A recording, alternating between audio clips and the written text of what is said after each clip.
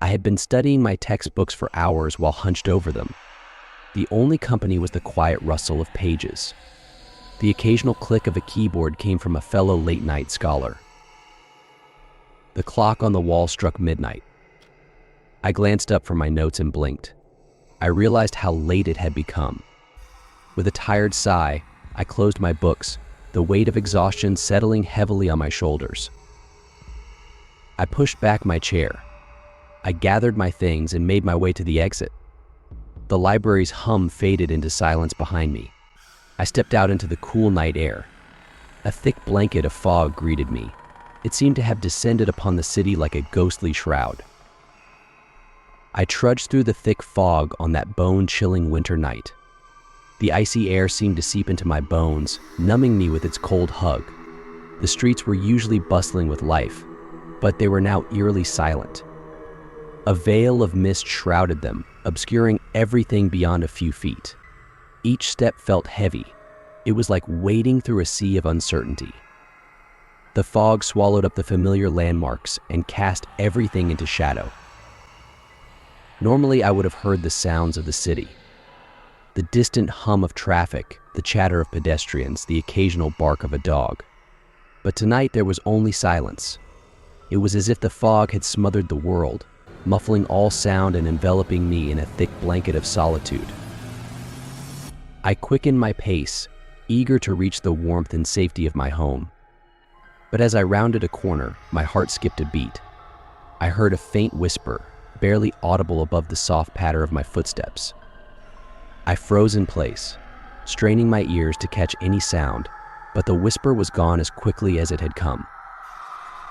Shaken but determined to brush it off as a trick of the wind, I pressed on, my steps echoing in the empty street. But then, out of the corner of my eye, I saw a figure materializing from the mist, its form hazy and indistinct. Panic surged through me as I realized it was no ordinary person, it was a ghost. Its ghostly form seemed to flicker. It was struggling to stay in the physical realm.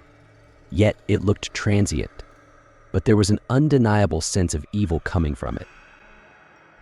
It looked light, but had a heavy gaze. The weight bore down on me like lead. It filled me with suffocating dread. In that moment, I felt as if I were staring into the abyss. The abyss was staring back at me. Its eyes were empty of mercy or remorse. I could feel it looming over me like a dark cloud. Its icy breath sent tendrils of frost up my spine. And yet, fear threatened to consume me. But something else lurked beneath the surface. I stumbled backward. My breath caught in my throat as the ghostly apparition drew closer. Its presence sent shivers down my spine. I let out a strangled cry. Then, I turned and fled into the night. My heart pounded in my chest as I raced through the foggy streets. But no matter how fast I ran, I still felt the icy grip of the ghostly presence trailing behind me. Its ghastly echoes reverberated through the night like a chilling death knell. Instead, I ran blindly, consumed by fear and desperation. At last, I stumbled home and gasped for breath, drenched in sweat. I fumbled with the keys. My hands trembled uncontrollably. I glanced over my shoulder one last time. I half expected to see the ghostly figure looming in the darkness, but there was nothing, only the silent, empty streets cloaked in an impenetrable fog. With a shaky sigh of relief, I pushed open the door and stepped inside. The warmth of my home enveloped me like a comforting embrace. Yet, I bolted the door behind me and sank into safety. But I couldn't shake the feeling that the ghost was still out there, lurking in the shadows. It was waiting to haunt me again. In that brief meeting, I had seen the true face of terror. I knew its memory would haunt me forever. I prayed that I would never again see the ghostly apparition that had haunted my nightmares. But I knew that some horrors were impossible to escape. In the eerie stillness of the night, I found myself trapped in the suffocating embrace of my own thoughts. Depression clung to me like a shadow. It did so without letting go, with its whispers echoing in the dark corners of my mind. The weight of despair pressed me down. It made me seek solace in the quiet emptiness of the streets. I stepped out into the night air. I felt the chill seep into my bones. It was a welcome distraction from the numbness within. The street stretched out before me like a desolate labyrinth, devoid of life and light. Each step echoed like a lonely heartbeat. It had the hollow rhythm of my life. As I wandered aimlessly, the darkness seemed to deepen, swallowing me whole. The only sound was the soft shuffle of my footsteps on the pavement. It was a ghostly echo of my solitary journey. I found myself drawn to a nearby park, its gates creaking open like a mouth hungry for company. As I entered the park, a sense of tranquility washed over me, like a soothing balm for my troubled soul. The night was still. It was a welcome break from the chaos outside. Only the gentle rustle of leaves in the wind broke the silence. The moon hung high in the sky, casting a soft glow upon the landscape and lending an ethereal beauty to the scene. I made my way along the winding pathways, each step a deliberate release of tension as I left my worries behind. The shadows cast by the trees danced playfully across the ground.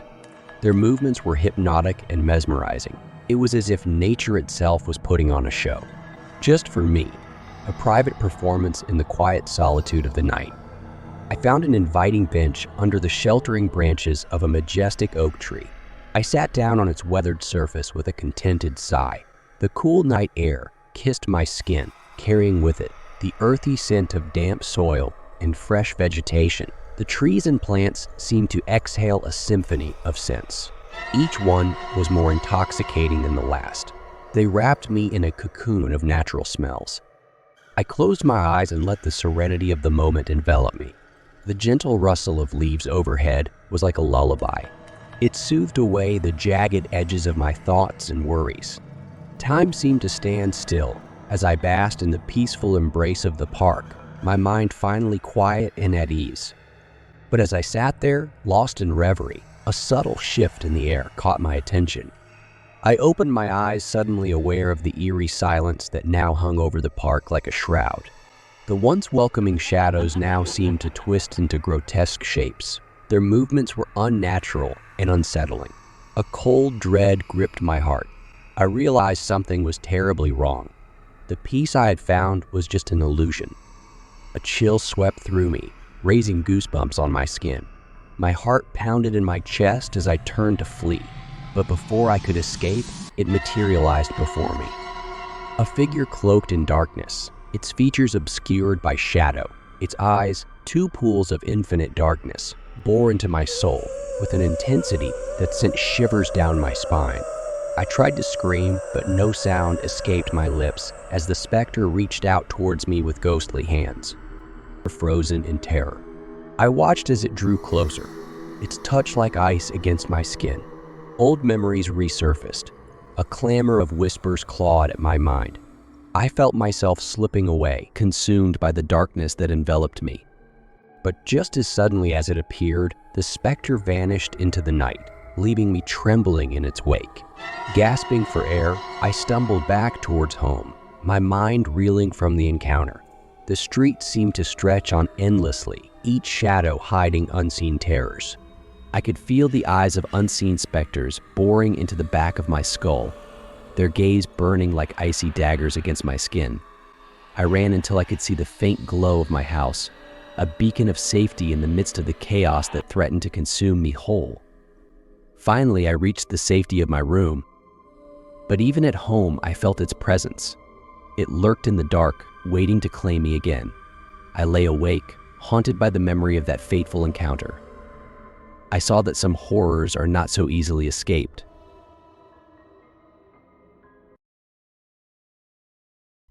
It was one of those late nights at the office. They stretch on endlessly and drain your last ounce of energy from your weary bones. I had been working at my desk, lost in a sea of paperwork and deadlines. Finally, the clock struck midnight, signaling the end of another long day. Exhausted and longing for the solace of home, I made the decision to walk. The cool night air called me outside. It promised relief from the suffocating office walls. I didn't know that this small decision would lead me down a path full of darkness and dread. As I stepped out onto the deserted streets, a chill ran down my spine. I tried to shake off the unease. It gnawed at my mind. I told myself it was just a trick of the mind from fatigue. But as I walked, a sense of foreboding settled over me, like a shroud. It filled the night with a tense feeling. As I rounded the corner onto the familiar stretch of pavement leading to my street, I saw a sudden movement. It caught the corner of my eye and sent a shiver down my spine. I halted. The hairs on the back of my neck stood on end. A creeping unease settled over me like a suffocating blanket. There, in the enveloping darkness, stood a figure. An ethereal mist shrouded her. It seemed to swirl and twist around her like a cloak of shadows. My breath caught in my throat. I beheld her grotesque face. She twisted her features into a nightmarish imitation of humanity. It sent a chill through my veins. Her eyes had no light or life. They bore into mine with an intense gaze. It seemed to pierce reality and into my soul. It was as if she could see through me. She was peeling back the layers of my mind to expose the raw, primal fear within. She appeared from the shadows. Then, she vanished back into the darkness. This left me standing there in bewildered disbelief. I tried to shake off the feeling of dread that washed over me. I told myself that it was just a trick of the mind from exhaustion. But as I quickened my pace, I couldn't shake the sensation that someone was watching me and following me. I finally reached my safe home. I locked the door and collapsed onto the couch. My mind raced with thoughts of the ghostly apparition that had haunted my night. I tried to tell myself it was just a hallucination. It was a product of my overactive imagination. But deep down, I knew that what I had seen was all too real. The next night, as I ventured out into the darkness once more, my nerves were on edge. Every shadow seemed to hold a sinister secret, every whisper of the wind a harbinger of doom. Then, without warning, she appeared before me again. Her ghostly form formed from the swirling mist, like a sign of doom. The air changed.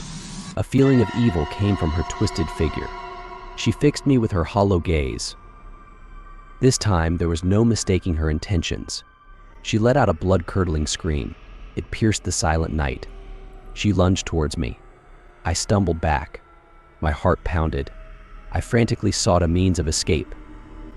But no matter how fast I ran, she was always one step ahead, her ghostly form closing in on me with each passing moment. It was as if she were toying with me. She enjoyed the terror she put in her prey before the final blow. I pushed myself to my feet and made one final desperate lunge for freedom, and then miraculously I broke free from her grasp. I finally reached my home.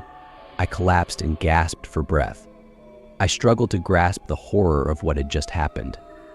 The ghostly encounter had shaken me to my core, leaving me trembling and terrified in its wake.